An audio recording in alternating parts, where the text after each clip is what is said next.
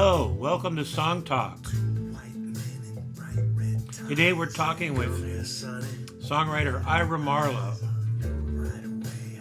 Ira Marlowe runs a club called the Monkey House in Berkeley, and he's been a singer-songwriter for many years. And here we go. This is my talk with Ira.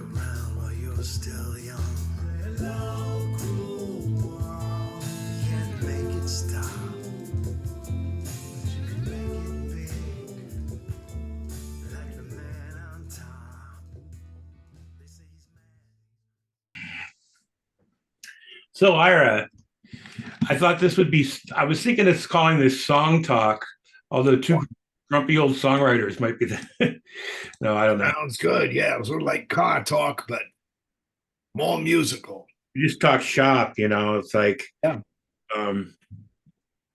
I, of course, I learned about you because of a flyer that my girlfriend Geraldine found. I think it was on Balboa Street in front of a coffee house, and it was the lyrics to "The Dancer." Oh, that's funny. Yeah, I was just thinking about that song, which I've not played in years, mostly because I can't sing it anymore in that key. Yeah, she brought it home and she said, this I love this. I just thought it was it was cool because the flyer worked. I know, one of the few times in history.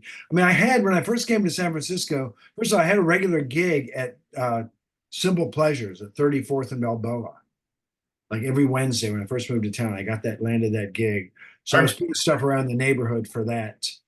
But I would make these little flyers and these little postcard, quarter-page cardstock things that said "Read this" in big letters. Yeah. They kind of worked for a while. I had a bit of a following going, and such as it is. Yeah, it definitely got me interested. And then, of course, I think it was through Mario or the Allen Monkey that we actually met. And I remember hearing you at I hadn't met you, but I heard you do a couple songs. I think it was one song at the Freight at their open mic when I first come to town, and I got up and played a song on my 12 string, and I broke a string mid song. The guitar went completely out of tune. It was a total fiasco. Um, remember hearing you and thinking, well, this guy's better than these other hacks. oh, And then I heard you at the Sweetwater open mic where Mario also played. In fact, but I still didn't meet you. I just heard you. I remember thinking you were really good. And I think it wasn't until I made friends with Mario, who I think that's when we finally connected. I think it was connected. Yeah. Well, I've got his guitars lying all over the place. Oh, I see. Yeah, you could cut yourself on that cutaway. Yeah, I know that. I think You ruined yourself. it's a guitar and a meat cutter. It's a that was his first one. That was Mario's first guitar acoustic that he ever built. Really? Yeah. I don't know that that's true. Has somebody told you?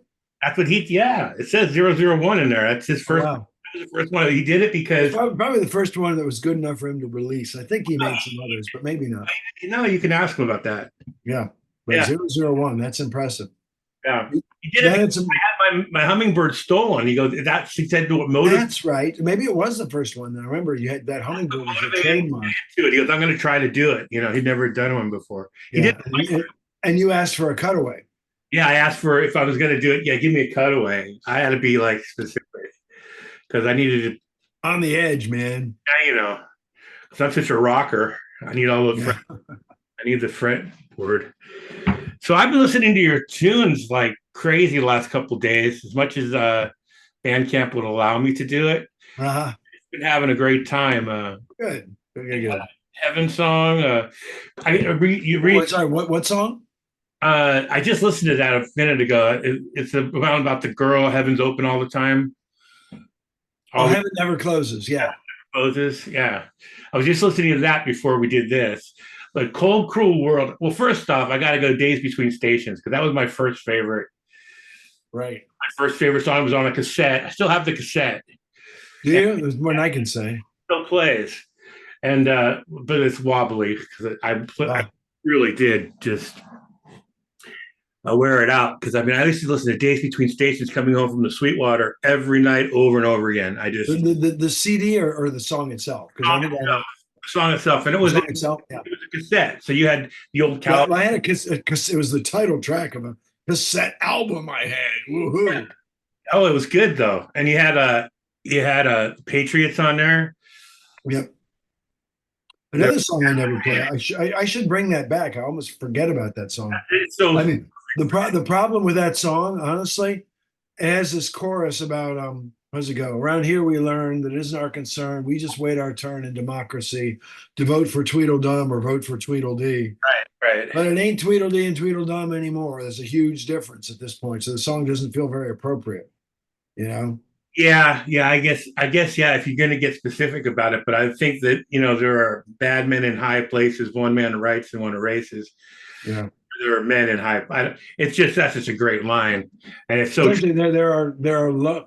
I think originally it was bad men, and I finally got smart and changed it to low men. There are low men in high places, Oh, which I think just yeah, I like that. Yeah, low men in high brings places. of power on their faces. One hand writes and while one Yeah, lose no sleep and leave no traces. One hand writes while one erases. Yeah. that's up there with a man hears what he wants to hear and disregards the rest. Ah, It's like that's one of those lines that you just go, yeah, that's happening right now. mm. Yeah, Yeah, I mean, the part of our political system is almost anything we can say intelligently.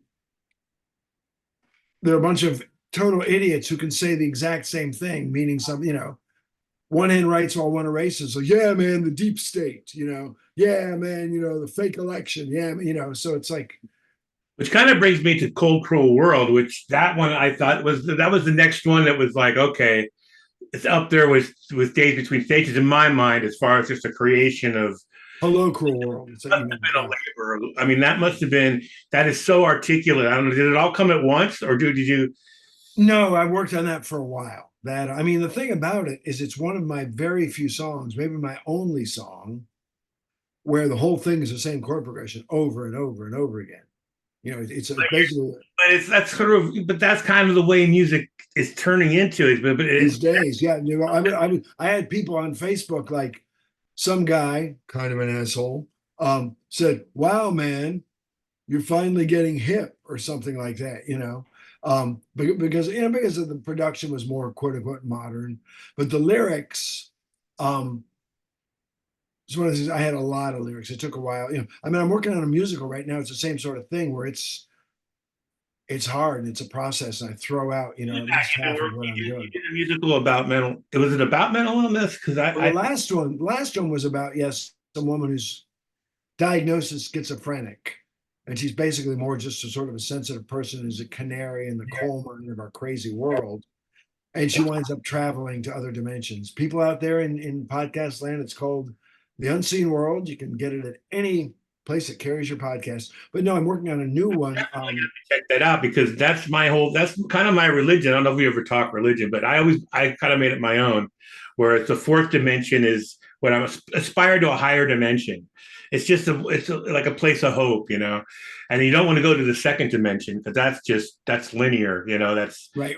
you can't make a decision there. It's just you do or you don't. I Zero. think you have to get to the sixth, because the fourth is time, and the fifth is that band from the 60s. Right. Yeah, the fifth. So that's occupied. They jumped the gun there, didn't they? Bastards. Up and away in my beautiful balloon. Yeah, well, that was really funny when they used that as if you ever watched Two and a Half Men, that was Alan's ringtone on that show. Oh, really? I never watched Two and a Half Men. I missed out. It's so funny. I was in a cafe the other day where, there were board games and stuff, and some guy in the other room was reading off Trivial Pursuit cards from like the original Trivial Pursuit. Because a lot of times he'd go, what is the least populous U.S. state? And then he'd say, remember, this is 1985, And but I was a genius of 1985 trivia, including pop culture. And now if you ask me any pop culture thing, I have current thing. I have no idea for the last I 20 don't know years. anything. I just around the millennium, I'm having trouble remembering my own lyrics, songs that I want to learn. I mean, it's like I like the song I wrote called "The Hour the Grid Went Down." I just have a block on that song. Every time I can do it at home, but if I go out and try to do it, I get halfway through it and then it just goes How long ago did you write it? about 2019 to So 2020. it's relatively recent. How about, are your older songs easier to remember? Are they sort of Oh just yeah, those burned into your memory? burn in my memory. Yeah, Yeah, that's the thing. It's sort of, that's it's a real reflection of how our brains work and how they deteriorate. Because I mean, I have a great memory for the past and a cool. ridiculous memory for what I did 5 minutes Aren't ago. they just full of other stuff? I mean, that's what it is, right? The longer you live, the more information you're Oh, holding up. I'm just going to interrupt. We should both put on original sound on, because that might allow us. Every time I try to talk while you're talking, it won't allow us to both talk at the same time. So I just put original sound for musicians on up in the upper left hand corner. I think if you do that, it might be better. Okay, I just did it. There you Now go. we'll talk at the same time and talk all over each other. Where were we? Just like we do in the remember ish. We took a couple of road trips together. We did a couple of. Yeah, I was actually just telling a friend of mine this morning at breakfast, the Ishtar days. That's what we call it. That's what you call it. That's just pretty much what we did. And what was the guy's name? Pharrell? No, not Pharrell. No, Glenn. Which guy? The guy from Rumors, the producer from Rumors that we went to. Remember? It's funny about him. His name was Glenn Ken Calais. Calais. Ken And the Calais. funny thing about him, you ever heard of Kobe Calais? He had No. a big hit a few years ago called Almost Like the Sun, Brighter Than the Sun. Actually, really, really good pop song. It's his fucking daughter, you Oh know. wow. And so I don't know if she's sort of faded from memory, but she had a really big hit. And yeah, Ken Calais, he co-produced. He was given production credit on Rumors. It was like Yeah. produced by blah blah blah, Richard Dashett, blah blah, with Ken Calais. Maybe it was produced by, I don't know, by Fleetwood Mac with Ken Calais, but he did enough to get a credit. And yeah, one more guy who dicked me over, man. I just remember being at Madame Wong's, and I don't think he was even there. He told us to meet him there. Remember Madame Wong's? We played Madame Wong's. I don't remember playing Madam Wong's. I remember playing the 8121 Club. Yeah, we did that too. See, I don't remember that one as well as Madame Wong's because it was Tell just me about the Madam Wong's gig, because we got there and it was walked there. just pretty much empty. It was just pretty much empty, and we both did little our sets, our 20-minute, and then that was it. But then he hooked you up with some kind of an instrumentalist. Yeah, he had this guy, his sort of partner for something named David Becker, who had this band called the David Becker Tribune. And we went to his house. I don't know what we're supposed to do. I mean, what I've learned, what somebody once basically explained to me, what happened with that is people in the industry, if they genuinely think you're good, which I think he did, he heard me at Paradise Lounge and walked up to me with his longish hair and skinny leather tie and said, "Do you have a producer?" I was like, "No." You know, in fact, he looked at my little cassette album and said, "Who produced this?" What produced? It's a 4-track. Yeah, But anyway, what they do is if they like you, is they'll take your stuff, they'll share it with the people in the industry they know, and after they get nowhere with that, if you keep bugging them, saying, "Hey, what's going on?" then they just charge you money. They say, "Okay, yeah, I'm happy to work with you. It's going to cost you $500 an hour," as a way to either profit from you or get the fuck rid of you. You know. So yeah, it's a weird business, man. It's such a you hear the horror stories. I mean, I gave everything, signed everything I had written and would right away for 5 years the day I turned 18.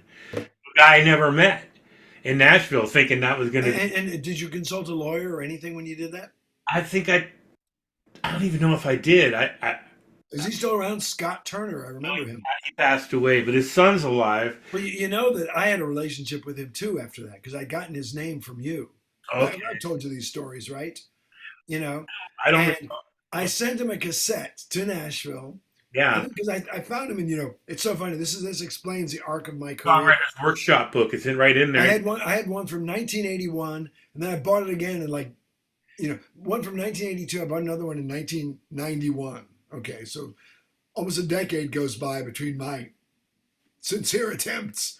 And I found his name in there. So I remember this guy. So I sent him a cassette, and months go by, And then I get a package back in the mail from his return with a little cassette in there. He's returning my fucking cassette, asshole. I open it up and it's this Mission Impossible recording of him. That's what he used to do. He used to send because he used to dictate. Yep.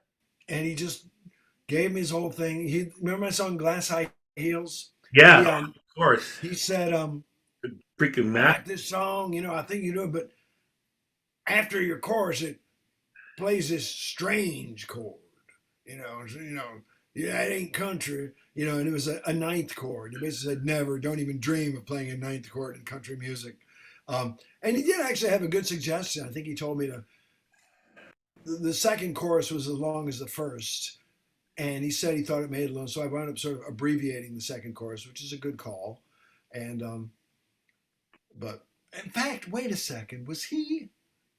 No, there was some other story of some Nashville guy that I had the slightest bit of success with, but Well, what he did, I ended up giving him 3 songs after litigation to get my music back after 4 years. I went to work at Cable Oakland to save money, hired a lawyer, got my rights back.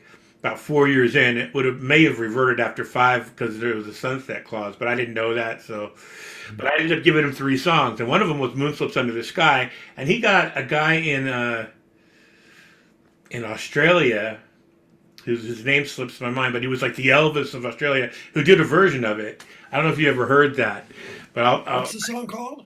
When the Moon Slips Under the Sky. Okay. But I never saw a dime. That was the thing. I never saw a dime from the guy. And in fact, he at one point was hitting me up for pain pills. So I don't know.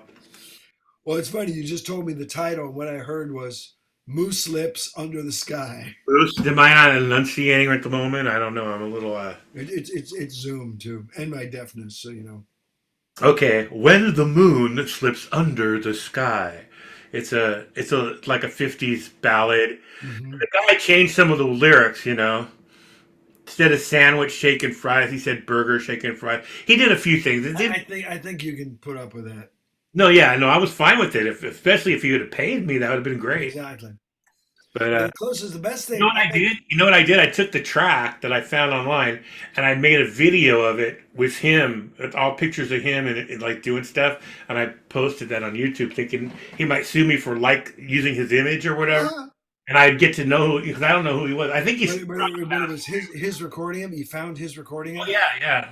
Scott actually, I think he sent it to me at one point. But I had this thing. Somebody who I think played my little club, the Monkey House, told me there's this guy in like West Virginia or someone looking for tunes. So he's looking for a song somewhere between the Rolling Stones and Leonard Skinner for this band he's producing. So I thought about it and I sent this song. Actually, it actually motivated me to finish this song. Have you ever heard it called Welcome to the Monkey House? yeah, This is I did. I just listened to it yesterday. this was before the Monkey House even was a Oh glimmer in wow, my eye. And I sent it to them and I've never heard their version of it. He said they recorded it, so I've never heard that. But he said shortly after I sent him, he said they love it, they learned it, and he said they played it at some like biker festival, and the crowd went wild. that's awesome. See, But I like when people do my songs. I the like. thing is, they sent me a check for like $300. So woohoo! Ching. It's like it's like a million listens on Spotify. That's awesome. Well, I mean, a million listens, it's probably worth more than $300, but we won't get into semantics here. No, we won't. I know people do my songs like the Bartholomew Roberts, right? Mm-hmm. That gets covered a lot. If you can YouTube that, there's tons of different versions of Oh, it. really? Who But a covers lot, it? all sorts of people. People at Ren fairs, they sing it, but they don't know it that I wrote it. They think it's a traditional song. Wow. Yeah, so because it's almost like, what am I going to do? Get mad at people who pirate a song about pirates? That's hilarious. Yeah, Well, I mean, what I would do is go through YouTube wherever you see it, and just write to them, tell them you wrote, it, and just ask that they credit you. You know. yeah, yeah. Well, yeah. Some of them know. One guy I know knows who I am, I but mean, he does it like it's an old song that he found himself. the famous I don't want to ruin his you funk is know the high. famous Led Zeppelin story with "Babe, I'm Gonna Leave You" off their first album. Apparently, that was written by some woman who lives in Berkeley, not far from me. I don't know if she's still alive or not, But and then it got like played on local radio, and somehow Jimmy Page heard it and assumed it was a traditional thing, and Zeppelin covered it. And first it said traditional, arranged by Jimmy Page, and then in later versions of the record it just said Jimmy Page. And the story is some this woman was over at a friend's house playing some music, playing some songs, and she played that song. And the woman's kid said, "God, I didn't know, Gladys, or I didn't know she played Zeppelin." And the woman said, "What?"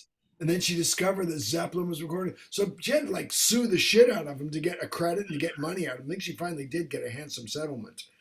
Well, But that doesn't surprise me because Paul Bedford. Remember Paul Bedford sure, from the Breakdown? But but he, he, Jimmy Page produced an album of his before he was in Zeppelin. Did you know that? I did not. They worked together, and that He's that intro, old? yeah, he's that old.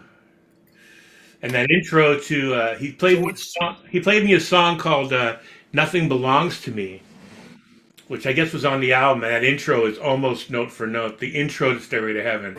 So it doesn't surprise me. It doesn't surprise me that Page. Of course, they were both on apparently at that time, and at that time, Page was a session guy? hardcore heroin addict. Oh, really? Yeah. So I did might not not know have that. even realized. You know what I'm saying? If you're that screwed up. But it's also, I mean, did Page create that intro for the session, or did the other guy, or did Paul Bedford make it up? Well, Paul Bedford. It's part of one of Paul Bedford's songs from before it was written before I Stereo. mean, the thing is, a lot of people will tell you that progression is It's pretty. It's not. Yeah, it's not that. not only very common, but it's considered like a jazz cliche. It's so common, Yeah, you yeah. No, know. I do it on other. It's in other songs before Stairway to Heaven. I mean, And just of course, there was a for thing me. where what's the band that sued them? Oh God, what the fuck was it? Well, they were. Spirit sued them, saying their song was a copy of Taurus or something. And the thing is, once again, I mean, it's like, look, I'm in favor of the little guy, but I remember when Rico Kasich of the Cars got sued by some guy who said he ripped off his song "Shake It Up." Remember Oh that car man. set? Yeah, Shake it yeah, up. yeah. I And I was remember like, that. if you're gonna write a song called "Shake It Up," that's exactly what it's gonna sound like. Whoever writes it, you know what I mean? It's like a 1-4-5 thing I going mean, if "Shake It Chuck Up." Berry wanted to be a real, I mean, so many songs, like my song Johnny Chrome Engine is Johnny Be Good, basically. Right. I wasn't thinking that when I wrote it. It's just Right. anything that's just the three chords, the three blues chords, A, D, and E basically can be, you can't, I don't know if you can copyright that. Should you, I mean, the I mean, well, you certainly can't. You can't copyright lyrics, chord progression. lyrics, yes, but, and Well, melody, you, I I mean, mean, it was, the thing is, I mean, copyright. It's so funny. The law has not changed, but the interpretation of it seems to be changing to keep up with times. By which I mean that copyright law, which I think dates to 1909, okay, comes from a time when music meant people sitting around at the piano reading sheet music and all singing. There was a family. There was the Family Entertainment Center, and copyright covers lyrics and the melody. It doesn't cover harmony at all, and it certainly doesn't cover arrangements at all. Now, there's a sound recording. Copyright SR covers a record, literally, but all these people, suing. what about people doing covers? What about people doing covers of songs? To me, that's just like an advertisement for the song, especially if you give credit to the people. But when I Well, did you also, I mean, in End of theory, the in Innocence, and theory, I put, Bruce Hornsby and Don Henley and all the stuff that, all the credit to everybody, did a cover version of it and put it up on YouTube. I got a copyright infringement right away. So, I mean, yeah, I mean, it's such a nebulous thing. I mean, I had never heard of Ralph McTell until you covered his song, and okay. I love that song. And I've told Yeah, it's just, I people, feel like I'm trying to spread the love. I'm not, yeah, that's where I'm coming. I'm not making any money on it. And if I did, I would give them the writer's royalties or right, whatever.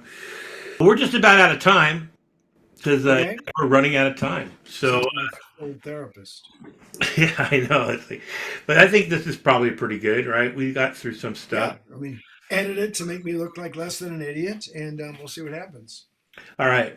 Okay. Well, thanks, Dave. Good to see you. It's good to see you too.